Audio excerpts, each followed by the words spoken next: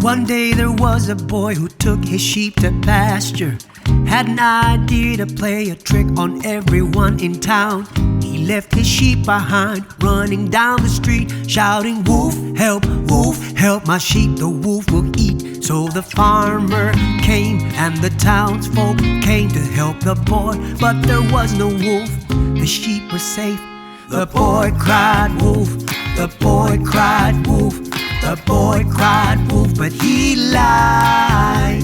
The farmer came, the townsfolk came, but there was no wolf inside. Second day the boy took his sheep to pasture. Had the same idea to play the trick again. He left his sheep behind, running down the street, shouting, wolf, help my sheep, the wolf will eat. So the farmer came again, the townsfolk came to help the boy, but there was no wolf, the sheep were safe. The boy cried wolf, the boy cried wolf, the boy cried wolf, but he lied. The farmer came, the townsfolk came, but there was no wolf inside. Third day the boy took his sheep to pasture.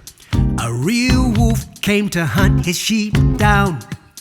He left his sheep behind, running down the street, shouting, wolf, help my sheep, the wolf will eat. So the farmer laughed and the townsfolk laughed, 'cause they won't be fooled again. So then no one came, and so no one saved any sheep from the wolf that day. The boy cried wolf, the boy cried wolf, the boy cried wolf the last time. The wolf ate all, the wolf ate all, the poor boy's sheep, they all died. The moral of the story is it never pays to lie. Because if you lie so often, no one will believe you when it's the truth. A farmer and his wife were barely getting by on money selling eggs and butter. But one day in the cold, found an egg with solid gold in the coop on the hay amongst others. Every few days another gold egg came. Soon the farmer and his wife were wealthy. Hired servants for the farm, made extensions to the barn, bought new expensive clothes and ate healthy. You know that goose, yeah, that goose laid eggs of gold. Yeah, that goose made that farmer rich and greedy, I'm told. Yeah, that goose, poor goose, disappeared. Who knows where that goose go, where that goose go. But for every golden egg laid, the couple overspent way too much, and soon they owed money. Farmer said, I got an idea, let's cut the goose open, dear. Take out all the gold at once, debt-free, honey. Farmer wasted no time, the wife handed the knife, caught the goose and sliced her tummy. The farmer looked inside, the wife to its surprise found an ordinary goose there, dummy. You know that goose, yeah, that goose laid eggs of gold. Yeah, that goose made that farmer rich and greedy, I'm told. Yeah, that goose, poor goose, disappeared. Who knows where that goose go, where that goose go. You know that goose, yeah, that goose laid eggs of gold. Yeah, that goose made that farmer rich and greedy, I'm told. Yeah, that goose, poor goose, disappeared. Who knows where that goose go, where that goose go. The moral of the story is don't be greedy. The birds, the beasts, and the bat. The birds, the beasts, and the bat. The birds, the beasts, and the bat. The birds, the beasts, and the bat. A long time ago, The war between the birds and beasts was raging on and on, and neither side wanted peace.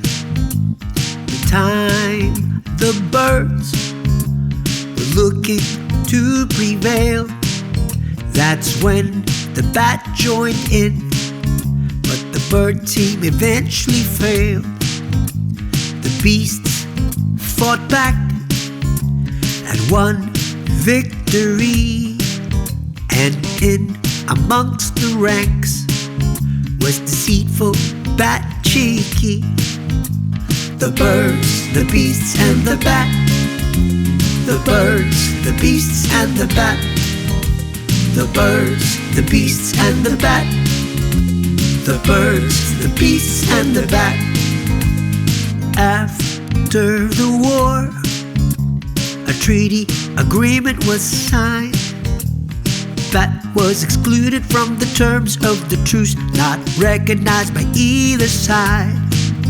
That's why the bat hides amongst the trees and dark tunnels and caves, never daring to show his face, except when at sunset, twilight, dusk, in the cover of the dark, always on his own too much. The birds, the beasts and the bat. The birds, the beasts and the bat. The birds, the beasts and the bat. The birds, the beasts and the bat. The birds, the beasts and the bat. The birds, the beasts and the bat. The birds, the beasts and the bat. The birds, the beasts and the bat.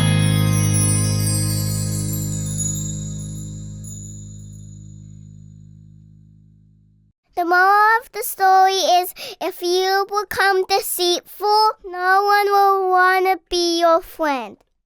The Gnat and the Bull. The Gnat and the Bull. A gnat was tired of flying through the meadow, flew over a bull, flapped quietly low. He landed on the bull's horn. He gazed at the view. What a beautiful morning, a bright blue sky and fluffy clouds, and off far away a few dairy cows. The gnat thinks the bull likes his company, but just to be sure, now he'll check in and see. One moment he thought to clean underneath. The bull won't like the gnat's dirty feet, and as a cool breeze blew, it's time to go. The gnat rested good, but was worried about the bull. So, mind if I leave now? Gnat asked. Bull rolled his eyes round. What was that? It's all the same to me if you go or stay. I didn't notice you come, and I won't when you go away. With that, gnat jumped, flew off Bull's head.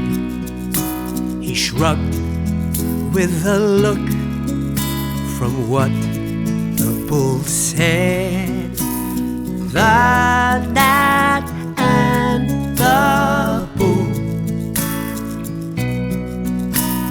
the gnat and the bull,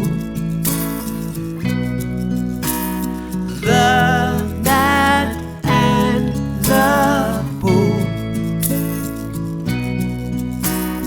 the gnat and the bull.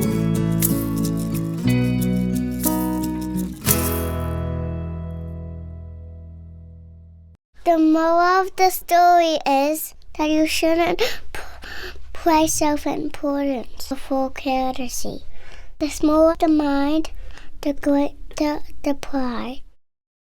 One summer's day, a grasshopper came, chewing on a blade of grass and playing. He spotted one long line of ants marching fine, carrying some grains of wheat away. Hey, ant, he asked, what are you doing with that? The ants replied, winter's coming our way. We're storing all this food, I think you should too. The snow and ice will starve you come what may. The grasshopper and the ants, the grasshopper and the ants. Autumn came around, the leaves turning brown. Grasshopper noticed the ants again, like soldiers in a drill, carrying corn until they reached home and stored them in the den. Hey, ant, he asked, you still marching there? The ant replied, of course I am, aren't you? Been working all summer long, nuts and seeds are almost gone, but the storeroom's full to the ceiling, now thank you. The grasshopper and the ants, the grasshopper and the ants. Winter finally came, grasshopper too late. In vain he looked around trying to find food. Winter snow fell hard and covered the fields by far. Piled hot, this chilling wind did not help too.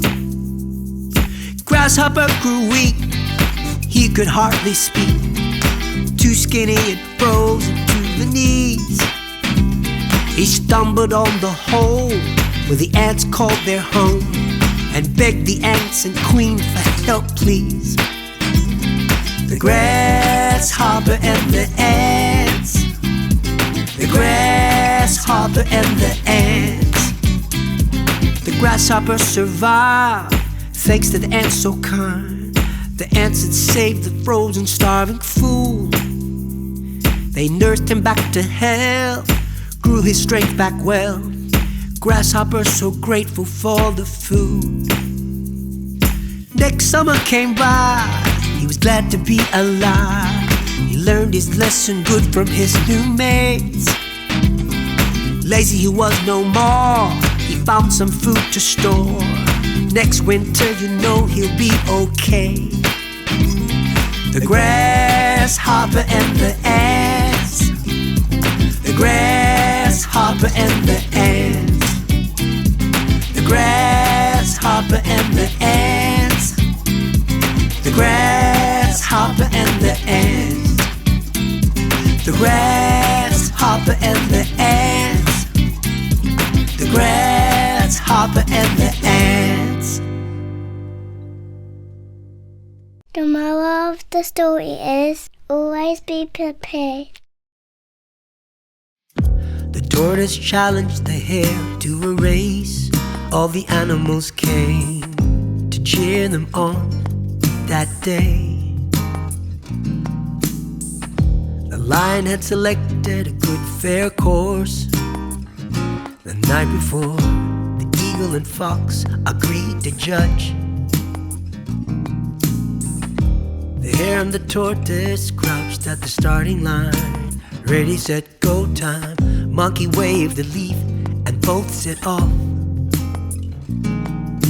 The hare and the tortoise, the hare and the tortoise, the hare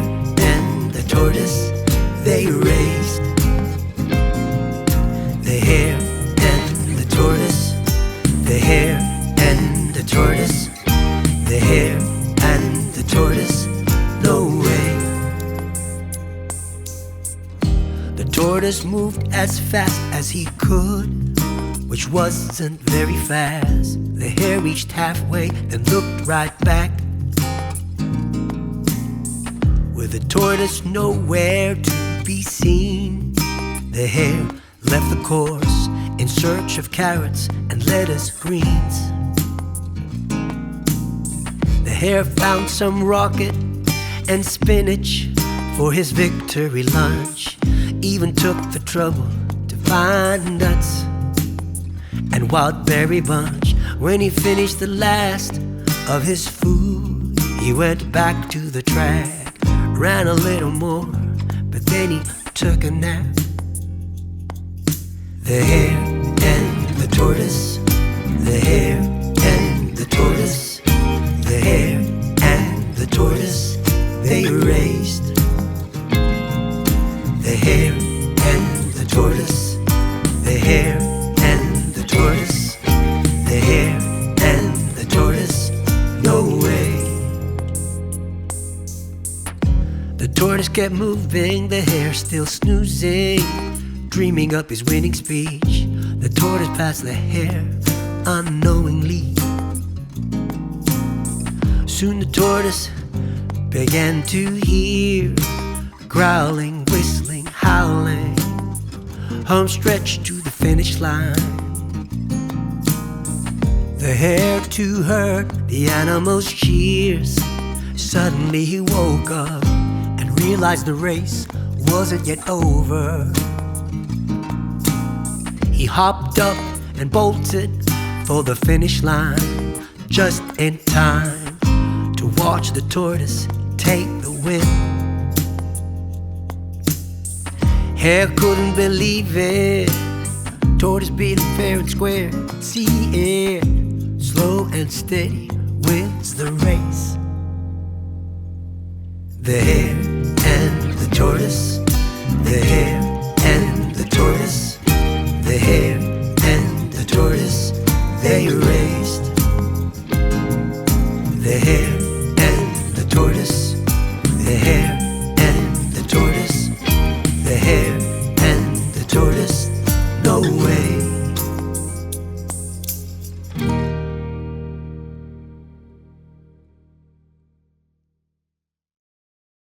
The moral of the story is, the race isn't always won by the fastest. A mouse ran the bank of a pond. A frog saw the mouse run along. Frog swam to mouse with a wicked plan somehow. Hey mouse, said the frog, come visit my house. If you come and play at mine, frog said, I promise a good time. The mouse, without much thought, was keen for fun of all sorts, but he'd need help swimming across for shore. Frog said, I've got an idea. Since you're not a strong swimmer, here's a string to tie at your foot, the other end's tied to mine. Look, just in case you slip off my back and don't stay put. The frog, the mouse, and the hawk. The frog, the mouse, and the hawk. The frog, the mouse, and the hawk. The frog, the mouse, and the hawk. The mouse thought he'd made a good new friend. Smiling, he grabbed the string's end, knotted the string tight across the pond in sight, jumped on the back of the frog with all of his might. The frog started paddling on his way. The extra weight on his back was okay. But suddenly he dove, diving deep to the bottom, dragging the mouse down, sadly flailing woes. The mouse drowned and floated to the top. A hawk spotted the mouse, but the frog not. The hawk took the mouse, the frog still tied down. The hawk ate them both for lunch now. The frog, the mouse, and the hawk. The frog, the mouse, and the hawk. The frog, the mouse, and the hawk. The frog, the mouse, and the hawk. The moral of the story is you mustn't try to harm others, because karma will come around and teach you a lesson. A lion was sleeping under a tree. A mouse crept and woke him accidentally. The lion caught the mouse right under his paw. The mouse trembled as the lion roared. The lion told the mouse, "I'll eat you now." The mouse cried, "Sir, please hear me out. Spare me and let me run away. I'll return the favor one day." Ha ha, the lion laughed at mouse, at such a silly thought, no doubt. Amused, he let the mouse run home. The lion went back to sleep alone. The lion and the mouse, the lion and the mouse, the lion and the mouse, the lion and the mouse. Days and days and weeks went by. One day the jungle heard the lion cry. The mouse recognized the lion's voice, dropped everything and rushed to the noise. Found poor lion trapped in a net, hung on a tree and high you bet. "Don't worry, lion, my friend," said mouse. "Remember me, I'll help you out." The mouse climbed right up on the branch where the dangling net did hang. Started gnawing on the rope. Yes, thanks to mouse's teeth it broke. The lion and the mouse, the lion and the mouse, the lion and the mouse, the lion and the mouse. And the lion fell to the ground. The mouse then turned and scurried down. The lion stood up and out of the ropes. If there was no mouse, there'd be no hope. With gratitude, lion thanked the mouse. Such a clever thinker and hero now. Lion said, "Friend, you saved the day." Mouse smiled, more like a chance repaid. Who'd have thought that way back when, that lion and mouse would become best friends? Next time kindness comes your way, pay it forward, don't hesitate. The lion and the mouse, the lion and the mouse, the lion and the mouse, the lion and the mouse, the lion and the mouse, the lion and the mouse, the lion and the mouse, the lion and the mouse. The moral of the story is, if you show a little kindness, you can make an awesome friend. A thirsty fox found a well, went to have a look and accidentally fell. Inside the well was dark and deep. He shouted as loud as he could, "Help, please!" Nearby there was a goat, heard the noise coming from the well, so goat ran right up to the edge. And from the bottom of the well, the fox said, "Would you like a drink on this hot day? It's cool and refreshing, come on in, hey." And so the goat leapt in, landed softly and had a long drink. He you're right, the goat said to the fox. It's cool and fresh here, outside it's not. But wait, the wall's way too high. How are we gonna get outside? The fox and the goat, the fox and the goat, the fox and the goat and the well. The fox and the goat, the fox and the goat, the fox and the goat and the well. The fox reassured the goat. Don't worry about it, I know. Just stand up against the wall. Goat did as he was told and stood tall. And then the fox jumped on top of the goat's shoulders and reached up. The fox grasped a couple of times. With all his might, he was able to climb and pull himself out of the hole. Hey, what about me? Goat cried. I helped you, you know. How am I ever gonna get out? The goat shouted at him, no doubt. Not my problem, the fox laughed. You should think about that before you act. The fox and the goat, the fox and the goat, the fox and the goat and the well. The fox and the goat, the fox and the goat, the fox and the goat and the well. The fox and the goat, the fox and the goat, the fox and the goat and the well.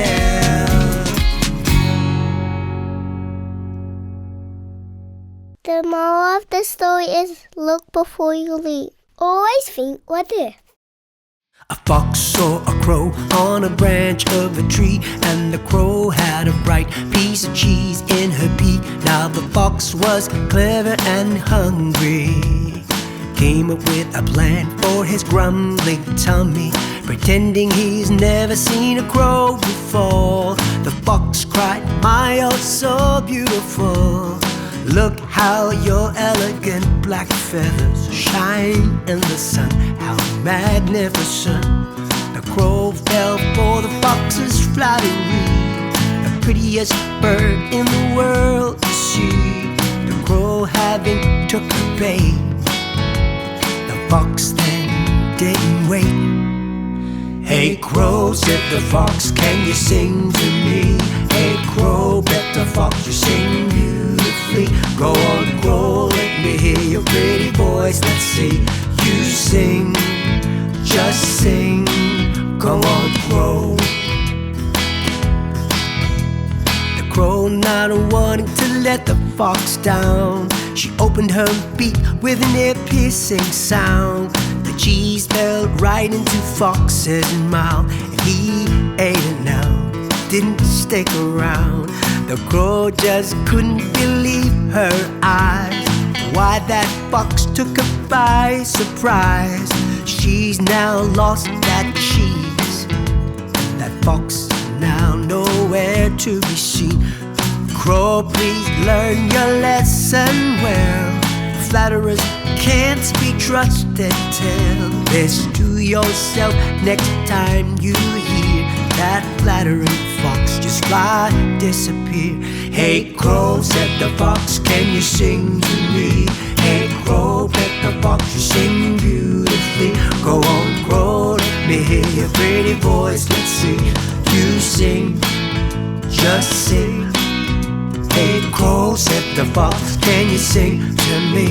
"Hey crow," bet the fox, "you sing beautifully. Go on crow, let me hear your pretty voice. Let's see you sing, just sing. Come on crow." The moral of the story is flattery should never be trusted. Deep down in the country wandered a hungry fox, spotted an orchard which grew grapes. She stood underneath one vine, eyed a bunch so fine, looked so tempting but so out of the way. Fox tied out her neck, licking her lips, you bet. She She jumped and tried to reach but got halfway. She jumped the second time, she jumped her highest high, but still to no avail, nowhere near the grapes. The fox and the grapes, the fox and the grapes, the fox and the grapes. The fox paced back and forth, got bitter about jumping more, tried to climb the vine but fell, hey. Giving up, she snarled, these grapes aren't worth my while. She's wasting time, she thinks anyway. After bad-mouthing the bunch, the fox gave up on lunch. These grapes taste bad, she thought they're rotten grapes. She threw her head and spat, walked away just like that, convincing herself they're sour grapes.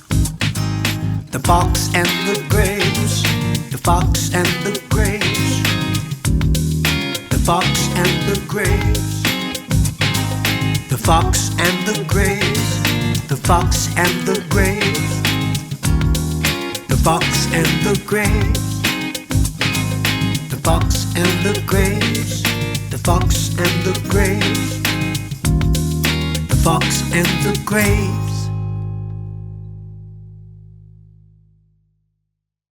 The moral of the story is that it's easy to talk really badly about things you can't have. The lion, the fox, and the ass. The lion, the fox, and the ass. The lion, the fox, and the ass decided to hunt together. Between them all, they caught a lot of food. What will they do to divide it? Who will be the one to share it? The lion stood up and decided the ass should. The ass divided the meat equally. The lion got angry and killed the ass quickly. The lion, the fox, and the ass. The lion, the fox, and the ass. The lion then looked at the fox, told the fox divide the food. Fox wasted no time and gave a huge heap to the lion. The fox only kept a small portion to himself. The lion asked the fox, who taught you to divide so well? The fox replied, I learned from the ass. The lion, the fox, and the ass. The lion, the fox, and the ass. The lion, the fox, and the ass. The lion, the fox, and the ass.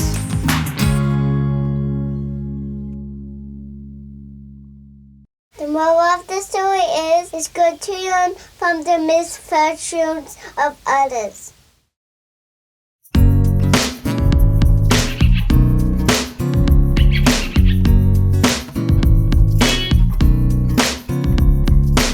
City Mouse went to visit his cousin in the countryside. Although it was a long train ride, he didn't mind. There were stars in the sky in the middle of the night. But then came dawn, the train pulled up at the station. The country mouse on the platform waiting. Welcome, cousin, the country mouse said. That's a nice neon backpack there. My farm's not too far away. I'm living in a home next to a stack of hay under a tree. Come, let's hurry now before the inspector with the broom shouts, Mouse! And sure enough, the farm was near. Just a couple of paddocks and you're here. On a quick tour, first a chicken coop, so the duck pond, pig pen, horse barn too, then a pasture, dairy cows. But he didn't see the big farmhouse. Last but not least, the veggie patch, dug up a sweet potato just like that. And then the country mouse said, let's go home, time to eat lunch, my style homegrown. And there at this table they sat, peas and corn, that's that. Oh, and I forgot the sweet potato too. And there was also fresh milk. The city mouse then complained, this is what you eat day by day? City mouse just wasn't impressed. You should come with me to the city, yes. Cause in the city I eat fine food. There's a lot around, I'm not lying to you. Come on, I'm going home, come with me. You're gonna like my city, you'll see. City mouse thinks his place is better. Country mouse thinks his place is better.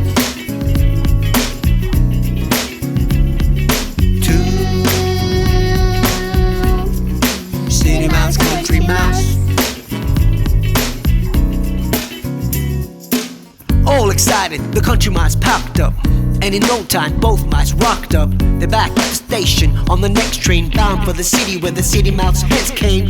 Meantime, reminisced about the old days. Country mouse is in for shock, hey, of the hustle and bustle of the big smoke. Skyscrapers, buildings, giant office folk. Though the crowds aren't much of a bother. Even in peak hour, don't worry, brother. Human giants are too engrossed, staring at something that they're holding. Who knows? Either way, they don't notice the mice as they scurry the streets, past traffic lights, after block and block, cars roaring, buses, trucks, and motorcycles roaring. Hear an ambulance ringing round, tires spinning and beat horn sound. The mice find a dumpster near a cafe, but a stray cat scares them both away. And when they finally reach City Mouse's home, humans are throwing a party. Yo! There's a table of pizza, cheese, and garlic bread.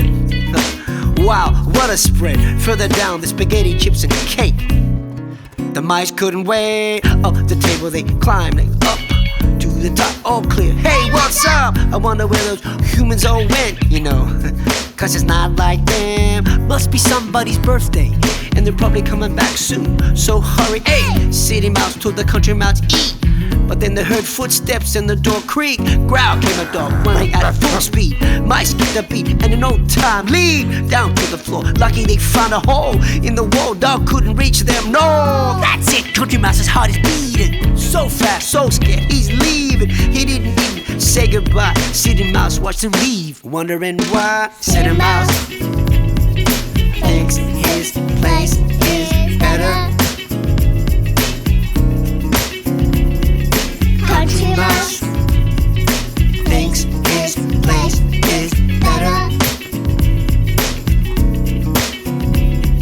City mouse thinks his place is better. Country mouse thinks his place is better.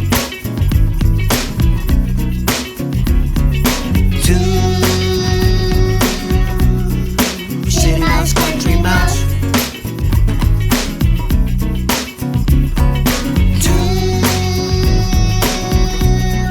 City mouse, country mouse. City mouse, country mouse.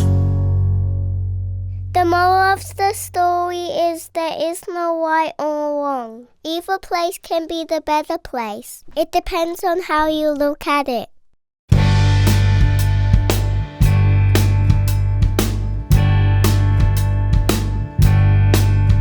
Hey frog, says the scorpion, can I ride on your back? I need to go the other side.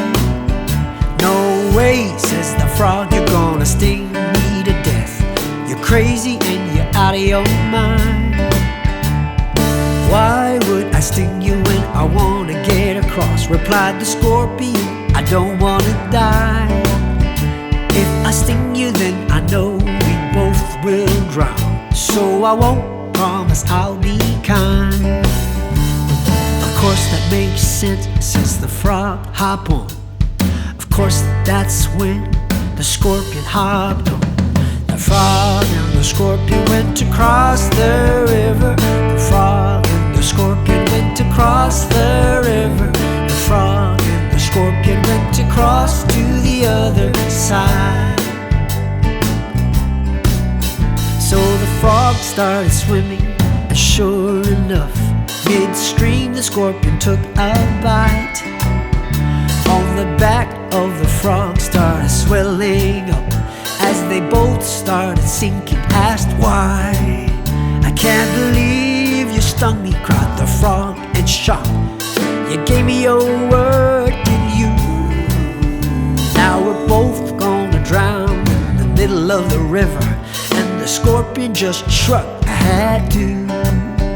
Because I am the scorpion, he said, and he smiled at the frog as they sang. The frog and the scorpion went across the river. The frog and the scorpion went across the river. The frog and the scorpion went across to the other side. The frog and the scorpion went across the river. The frog and the scorpion went across the river. The frog and the scorpion went across to the other side.